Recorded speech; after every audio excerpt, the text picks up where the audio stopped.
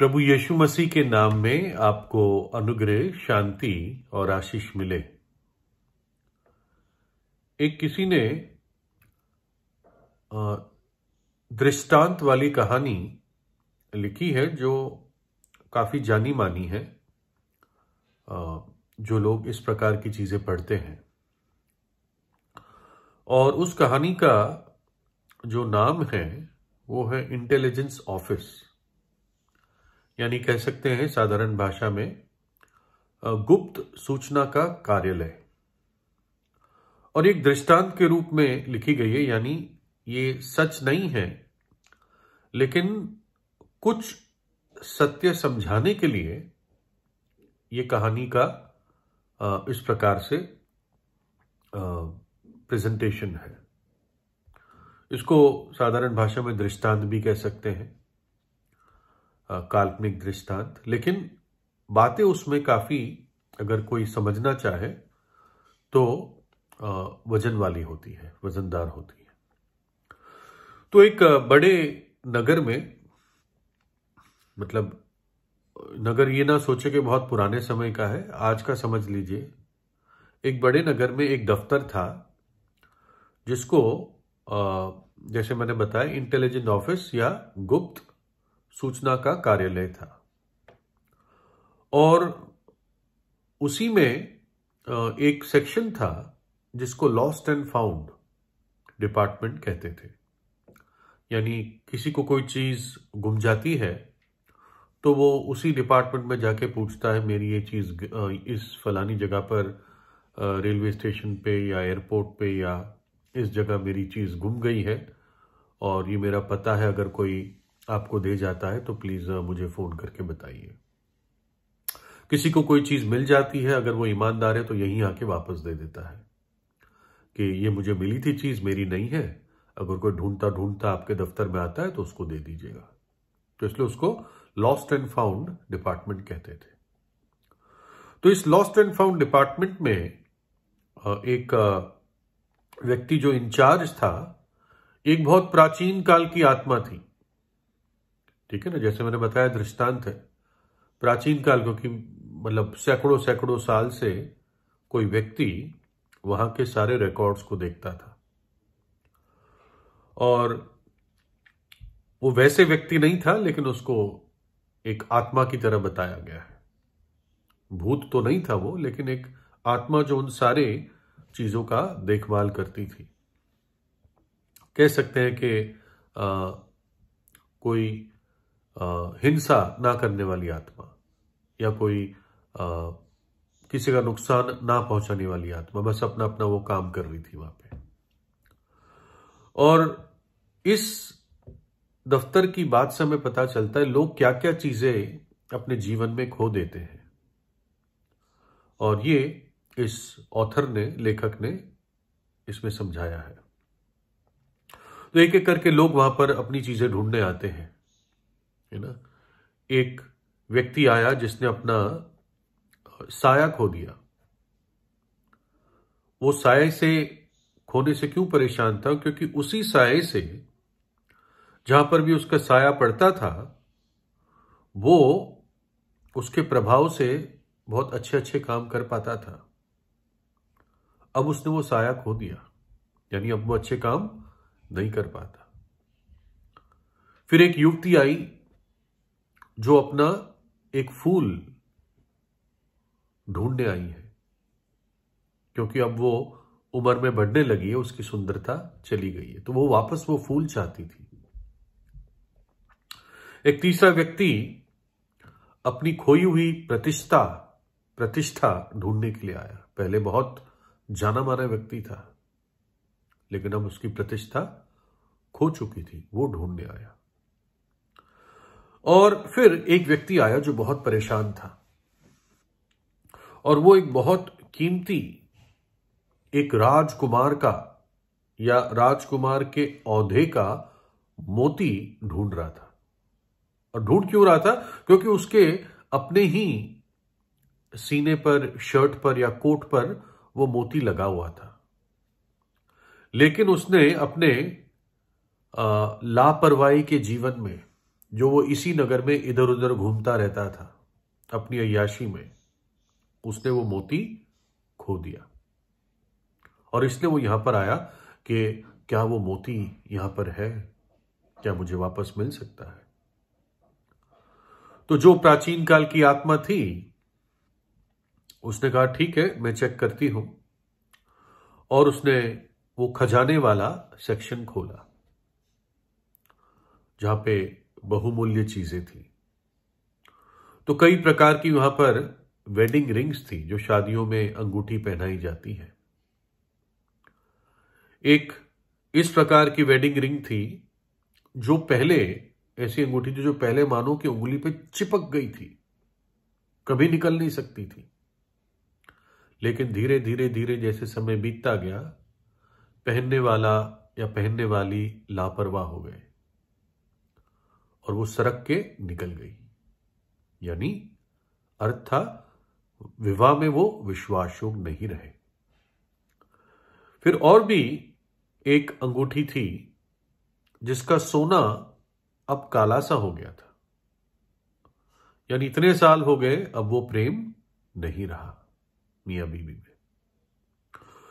कुछ ऐसी भी अंगूठी थी जो एकदम चमकदार थी। वो दिखा रहा था कि मियां जो मतलब नया जोड़ा हनीमून पे गए, वहीं शादी टूट गई। और फिर हाथी दांत के पट्टियां थी जिसपे कुछ बहुत बहुमूल्य वैल्यूज ऑफ लाइफ चीजें लिखी थी, जो लेखक अपने बारे में कहता है मेरे जीवन की जो मैंने संकल्प लिए थे वो लिखे हुए थे, लेकिन वो खोकर अब यहां पहुंच गए। यानी समय बीतने पे वो सारे संकल्प अपने भूल चुका था। ऐसे सफेद फूल थे जो अब ऐसा लगता था कि जमीन पर गिरकर मैले होकर उस पे किसी ने, लोग उस पे चल दिए, सड़क की धूल में मिल गया। एक व्यक्ति की पवित्रता जो खो गई थी। और फिर एकदम जब ये सारी चीजें वो देख रहा था तो उसको वो मोती दिखा। तो एकदम उसने झट से बोला, वो है मेरा मोती, वो है मेरा मोती, मुझे वापस दे दो। और इतना चमकदार, बहुमूल्य, स्वर्गीय पवित्रता वाला, एकदम पॉलिश्ड ऐसा मोती था। और उसने कहा मुझे दे दो, नहीं तो मैं नाश हो जाऊंगा, मुझे दे दो, नहीं तो मैं नाश हो जाऊंगा। लेकिन जो प्राचीन काल की आत्मा थी, जो ऑफिसर था या ऑफिसर थी, उसने कहा कि देखो ये अब बिक चुका है, तुमने इसको खो दिया है, ये वापस नहीं आ सकता, है ना। और अब इस पे कोई और क्लेम नहीं कर सकता, अब ये किसी और का हो गया है। और उसने बहुत विनती की, लेकिन उस ऑफिसर ने उस मोती को नहीं दिया। वो व्यक्ति सदा के लिए अपने उस मोती को, उस गहने को, उस बहुमूल्य पत्थर को वो खो चुका। दुखी होकर और खाली हाथ वो लौट गया। उसने कहा था मुझे नहीं मिलेगा तो मैं नाश हो जाऊंगा। कहानी में इस तरह से लिखा है ना। और ये जीवन का कितना एक सच्ची तस्वीर है। मनुष्य कई बार अपनी सबसे अच्छी, उत्तम, पवित्र चीजें खो देता है और फिर उसको वापस पाने के लिए उसके अंदर कोई भी ताकत नहीं होती, है ना। जबकि वो लॉस्ट एंड फाउंड डिपार्टमेंट था, उसकी खोई हुई चीज उसको वापस मिल जानी चाहिए थी, लेकिन ये मोती एक ऐसी चीज थी कि अगर खो दी तो वापस नहीं मिल सकती। प्रभु यीशु मसीह ने यही कहा कि मनुष्य की आत्मा जो है वो इस मोती के बराबर है। मैं अपने शब्दों में बता रहा हूं। और अगर मनुष्य इस आत्मा को खो देगा तो विनाश ही विनाश है। अगर वो खो देगा उसको वापस नहीं मिल सकता। प्रभु यीशु ने कहा यदि मनुष्य सारे जगत को प्राप्त कर ले और अपनी आत्मा की हानि उठा दे तो उससे क्या लाभ? सब कुछ मिल जाए दुनिया का, लेकिन उसकी आत्मा नाश हो जाए नरक में, तो उसे क्या लाभ होगा? और मनुष्य अपनी आत्मा के बदले में क्या देगा? वो व्यक्ति शायद सब कुछ देने को तैयार होगा, लेकिन अब उसका कोई उस पर राइट नहीं रहा। किसी और ने उसकी आत्मा को कब्जा कर लिया, उस मोती को कब्जा कर लिया। प्रभु यीशु ने कहा, मनुष्य का पुत्र, ये प्रभु यीशु की एक पदवी थी, मनुष्य का पुत्र खोए हुओं को ढूंढने और उनका उद्धार करने आया है, उनको बचाने के लिए आया है। प्रभु यीशु ने कलवरी के क्रूस पर अपने प्राण दे दिए ताकि मनुष्य की आत्मा बच जाए, क्योंकि पापों की मजदूरी मृत्यु है। जो आत्मा पाप में मरती है वो भयानक नरक के दंड में प्रवेश करती है।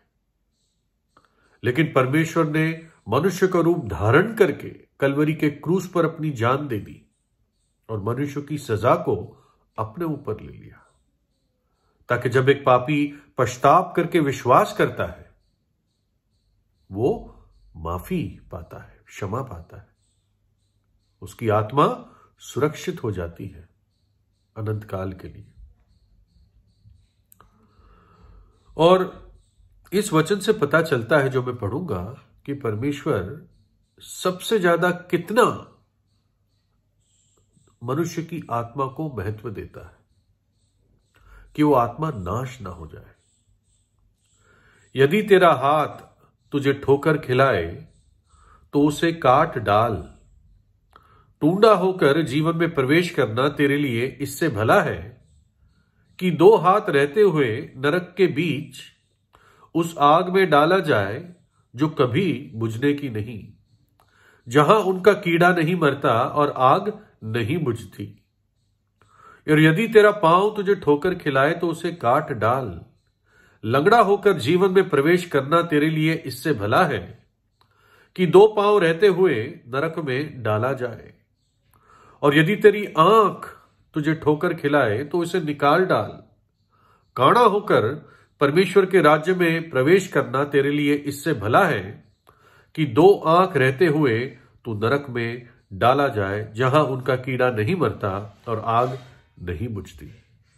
आपकी आत्मा सबसे ज्यादा बहुमूल्य है। संसार की सब चीजों को जोड़कर मिला दो, सब व्यक्तियों को, वस्तुओं को, ऐश आराम को मिलाकर जोड़ दो, तब भी परमेश्वर की दृष्टि में आपकी आत्मा उन सबसे बहुमूल्य है। उसी आत्मा को बचाने के लिए परमेश्वर के पुत्र ने कलवरी के क्रूस पर अपने प्राण दिए और मृतकों में से तीसरे दिन जी उठा। तो ऐसा ना हो, ये तो मैंने कहानी बताई थी, है ना, कि वो जाके एटलीस्ट देख पा रहा था, लेकिन ऐसा कुछ नहीं है। ये सिर्फ एक सत्य बताने के लिए था कि अगर आत्मा नाश हो गई, अगर मनुष्य पाप की अवस्था में मर गया, तो फिर कोई आशा नहीं है। जब तक सांस है तब तक आशा है, और सांस कब बंद हो जाए ये किसी को नहीं मालूम। इसलिए वचन कहता है आज वो दिन है उद्धार का, अभी वो नियुक्त समय है। प्रभु यीशु से प्रार्थना कीजिए, देरी ना करें। प्रभु यीशु आपको आशीष दे।